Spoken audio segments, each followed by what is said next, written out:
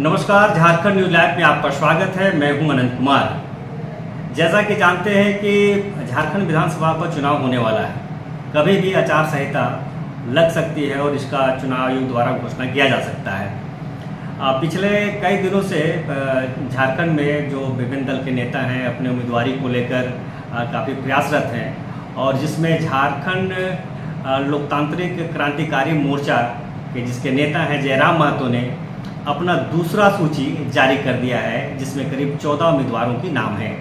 लेकिन सबसे ज़्यादा दिलचस्प बात यह है कि गोमिया विधानसभा में किसी भी उम्मीदवार की सूची जारी नहीं की गई है, जो अभी भी सस्पेंस बरकरार है। इसी क्रम में बेरमो विधानसभा है, मांडर है, रामगढ़ है और बड़का गांव है। कई ऐसे क्षेत्र हैं जहां के काफ़ी लोगों ने अपना अपना उम्मीदवारी पेश किया है। गोमिया में जैसा कि जानकारी है कि 14 प्रत्याशियों ने अपना नाम दिया है कि वो भी उम्मीदवार होना चाहते हैं। और ख़ास करके जो लोकसभा का चुनाव था और लोकसभा में डुमरी विधानसभा, गोमिया विधानसभा में झारखंड लोकतांत्रिक क्रांतिकारी मोर्चा को ज़्यादा वोट आया है। इसके वजह से बहुत लोगों की निगाहें यहाँ पर टिकी हुई है।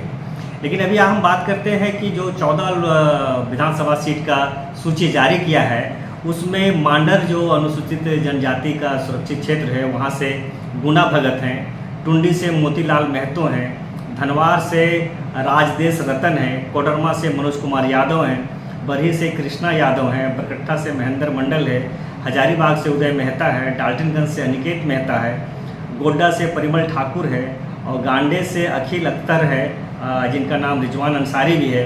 धनबाद से सपन कुमार मोदक हैं और खरसवा आदिवासी सुरक्षित सीट से पांडुरम हाइब्रू हैं। सिंदरी से उषा देवी है और बोकारो से सरोज कुमारी है।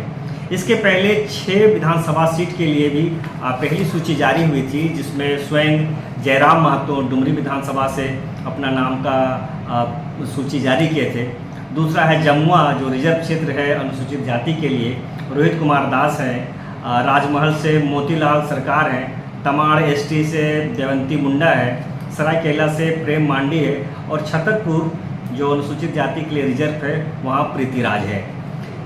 लेकिन सबसे ज़्यादा चर्चा गोमिया विधानसभा क्षेत्र में है कि यहाँ से उम्मीदवार कौन होगा, क्योंकि यहाँ बहुत सारे जो नेता हैं और जो पहले से ही जेबी केसेस के साथ में काम किए हैं, जयराम महतो के साथ काम किए हैं, वैसे कई कार्यकर्ता हैं जो अपना उम्मीदवारी चाहते हैं। इसके अलावा भी बहुत सारे जो बाहरी नेता हैं जो बाद में JLKM में शामिल हुए हैं, वो भी अपने दावेदारी पेश किया है। और जैसा कि सूत्रों के अनुसार से जानकारी मिली है कि 14 लोगों ने पर्चा खरीदा है, वो रसीद खर्चा है, जिससे वो अपना उम्मीदवारी पेश कर चुके हैं। लेकिन चर्चा अभी भी यहाँ बरकरार है कि गोमिया विधानसभा में कौन उम्मीदवार होगा। कहीं ऐसा तो नहीं कि जयराम महतो ने अभी तक सीट जो दूसरा सीट से वो चुनाव लड़ने की संभावना व्यक्त किया जा रहा है उनके नेताओं के, उनके कार्यकर्ताओं के द्वारा, कि जयराम महतो 2 सीट से चुनाव लड़ सकते हैं, जिसमें एक गोमिया भी नाम है। वैसे और जानकारों का कहना है कि जो हजारीबाग जिला के हजारीबाग जो लोकसभा का सीट था, उसमें से जहाँ जहाँ उनको ज़्यादा वोट मिला था वैसे क्षेत्रों से भी चुनाव लड़ने की चर्चा है, जिसमें एक रामगढ़ पहला स्थान पे है और मांडू और बड़का गांव दोनों जो विधानसभा क्षेत्र है वहाँ से भी उनकी उम्मीदवारी की चर्चा है। लेकिन ज़्यादातर चर्चा गोमिया और दूसरा आपका रामगढ़ है कि यहाँ से भी जयराम महतो उम्मीदवार हो सकते हैं। और कई उम्मीदवार हैं जो वो भी प्रयासरत हैं कि हमको वो सीट मिल जाए ताकि हम वहाँ से अपनी उम्मीदवारी पेश कर सकें और आने वाले विधानसभा में एक अच्छा भूमिका निभा सकते हैं।